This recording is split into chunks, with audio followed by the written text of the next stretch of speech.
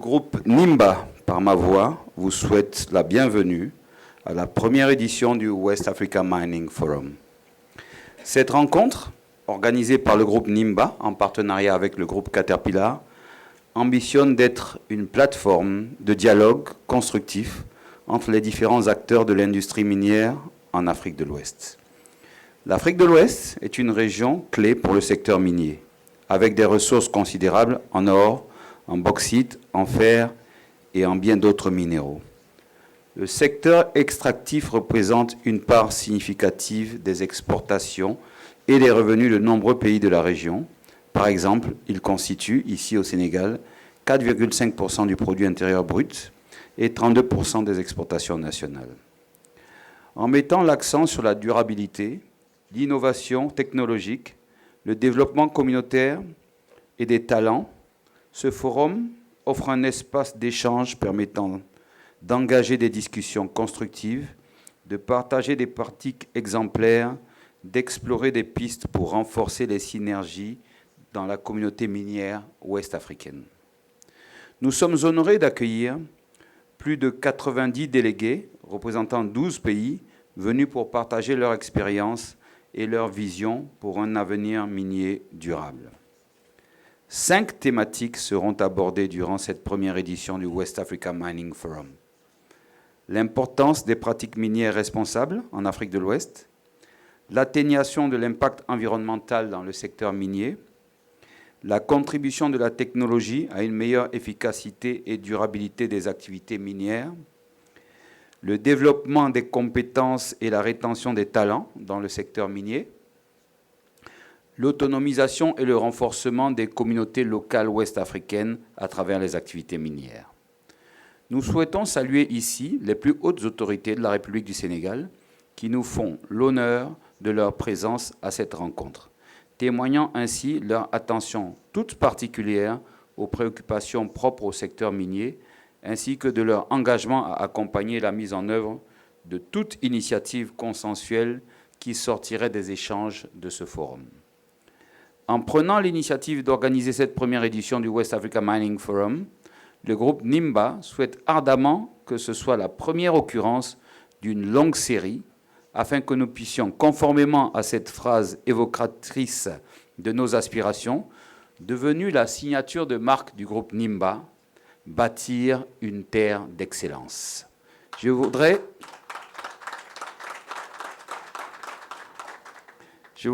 sur ce, déclarer ouverte la session 2024 du West Africa Mining Forum et vous inviter à participer activement à chacune des sessions proposées.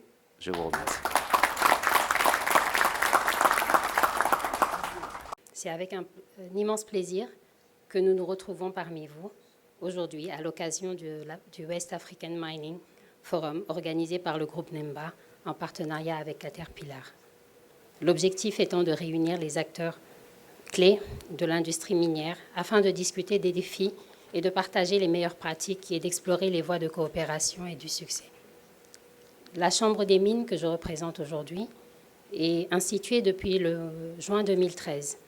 Il y a juste une décennie. C'est une organisation non gouvernementale à but non lucratif regroupant les principales entreprises minières.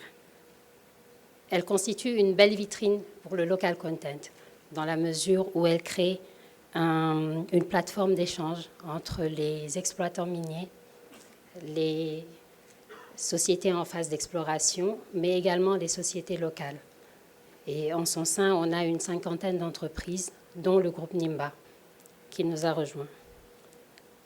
Donc, permettez-moi, à l'entame de notre intervention, de vous adresser au nom des membres du conseil d'administration de la Chambre des mines nos remerciements et félicitations pour cette heureuse initiative qui nous permet de partager notre expertise locale et nos connaissances de l'industrie minière.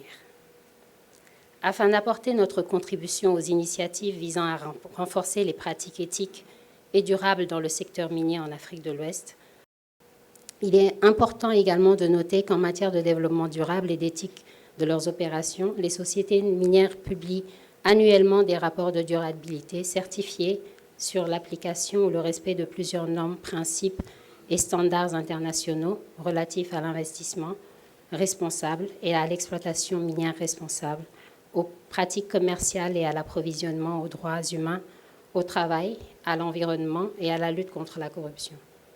Mesdames et messieurs, au cours de vos échanges et discussions, vous allez aborder la question des défis du secteur minier sous-régional et des voies de coopération et de succès avec le secteur local. Pour nous, force est de constater que le secteur minier ouest-africain continue certes d'évoluer en réponse aux dynamiques des marchés et aux attentes sociétales changeantes, mais aujourd'hui, il est important également de souligner la nécessité d'une collaboration proactive à l'innovation, à la durabilité et également au développement local.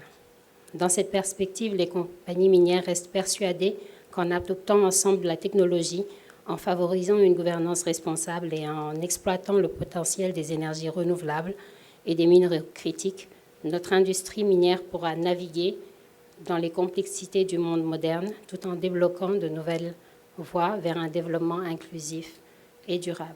En vous souhaitant un bon déroulement de vos travaux, je vous remercie de votre aimable attention.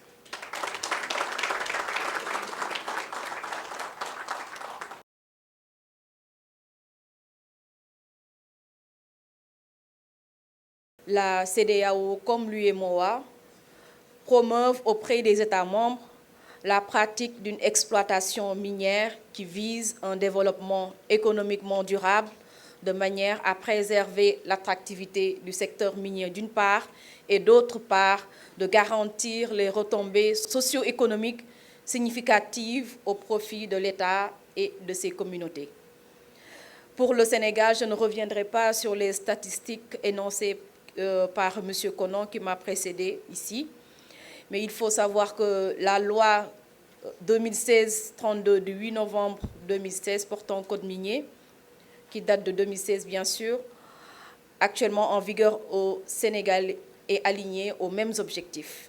Ceux de promouvoir un partenariat mutuellement avantageux entre l'État, les compagnies minières, y compris bien sûr toute la chaîne de valeur intégrant les sous-traitants et les prestataires qui opèrent au Sénégal, bien sûr, au profit des populations. À cet égard, je voudrais rappeler le rôle et les attentes des populations dans la gouvernance des ressources minérales qui, au terme de la Constitution sénégalaise, appartiennent au peuple. Mesdames, Messieurs, distingués invités, en ce sens, il est important de parler des pratiques, en tout cas minières, qui voudraient engager toute notre responsabilité et l'aborder sous plusieurs angles. En ce sens où l'État, il s'agit de l'État et de ses démembrements, des sociétés opératrices aussi bien dans la recherche que dans l'exploitation minière, y compris leurs sous-traitants et leurs prestataires. Mais mieux, ce sont les communautés hôtes de ces opérations minières qui sont en réalité la partie prenante la plus importante au regard du rôle qu'elles jouent et qu'elles devront bien sûr davantage jouer parce qu'en définitive, c'est leur appréciation qui est déterminante quand il s'agit de pratiques responsables. La diversité, en tout cas, des intervenants à ce forum nous rassure quant à la qualité des débats qui seront engagés. L'existence, bien sûr, disons, les différents thèmes qui seront abordés permettront de circonscrire les limites des intervenants, que ce soit les compagnies minières qui sont représentées, les sous-traitants, les prestataires, les consultants, sur l'ampleur également des défis qui restent à relever dans nos pays où l'on sait effectivement que l'activité minière constitue une part importante du développement de nos pays. L'existence d'un cadre juridique approprié me semble être en tout cas la première étape pour garantir la mise en place de ces activités. Et en deuxième lieu, le respect de cette réglementation par les exploitants et toute la chaîne, disons, d'intervenants qui se situent entre les prestataires, les sous-traitants, constitue un défi de taille.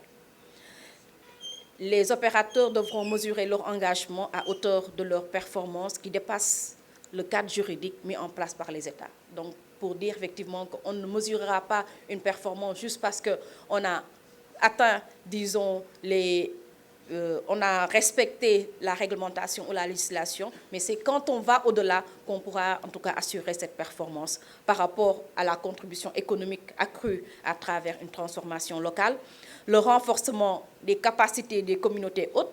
Je me réjouis de voir que ça fait partie en tout cas de vos objectifs, la promotion de l'emploi et de l'employabilité des populations à travers les transferts de compétences et de technologies, la promotion des droits de l'homme, de l'équité et de la transparence, la promotion d'une exploitation minière respectueuse de l'environnement, le soutien au gouvernement dans la promotion du contenu local pour un renforcement de la participation du secteur privé national sur toute la chaîne de valeur du secteur.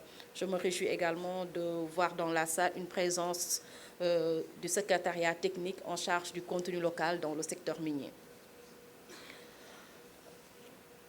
Mesdames et messieurs, comme vous le voyez, les chantiers qui s'ouvrent devant nous sont immenses.